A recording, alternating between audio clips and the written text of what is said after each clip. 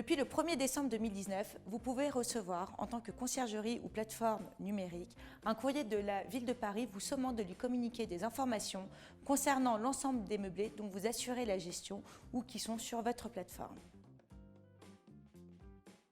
Une seule fois par an, la Ville de Paris peut vous interroger afin que vous lui communiquiez sous un délai d'1 mois au maximum plusieurs informations, à savoir la liste de tous les meublés dont vous avez la gestion, l'emplacement de chacun de ces meublés, le nombre de nuitées qui ont été louées par votre intermédiaire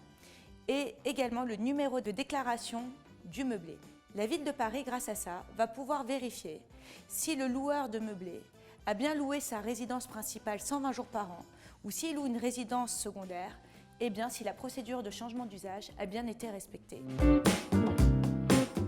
Il s'agit des plateformes numériques, mais également des conciergeries Airbnb et des agents immobiliers, c'est-à-dire des personnes qui ont participé ou qui, par leur activité d'entremise, ont permis à un propriétaire de pouvoir mettre en location son bien pour une courte durée. À défaut de réponse dans un délai d'1 mois, vous risquez jusqu'à 50 000 € d'amende par meublé, dont vous avez la gestion. Par ailleurs, si vous leur cachez quelques meublés et qu'ils s'en aperçoivent, vous risquez également 50 000 € d'amende par meublé caché. Tout d'abord, vous devez obtenir du copropriétaire une attestation sur l'honneur afin de savoir si le local à usage d'habitation qu'il va vous donner constitue ou non sa résidence principale ou sa résidence secondaire. Vous devez également l'informer de son obligation de déclarer son meublé auprès de la mairie et, le cas échéant, de l'obligation de faire une procédure de changement d'usage s'il s'agit d'une résidence secondaire.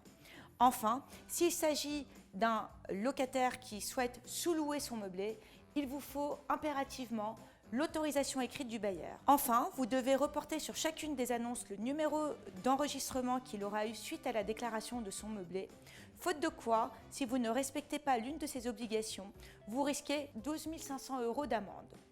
Enfin, vous devez impérativement cesser la mise en location d'une résidence principale au-delà de la limite légale de 120 jours, faute de quoi vous risquez une amende de 50 000 € par meublé.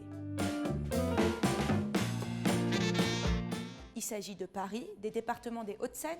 de Seine-Saint-Denis, du Val-de-Marne, des communes de plus de 200 000 habitants, mais également des communes de plus de 50 000 habitants, dites en zone tendue, qui ont opté pour le régime de changement d'usage et de déclaration de meublé. Naturellement que oui, dès lors que vous risquez une amende entre 12 500 et 50 000 € par meublé objet du manquement. Si vous avez manqué à vos obligations, vous n'êtes pas à l'abri que vos clients vous appellent en garantie s'ils se font contrôler a posteriori par la Ville de Paris suite à une opération de contrôle qui sera menée à leur encontre.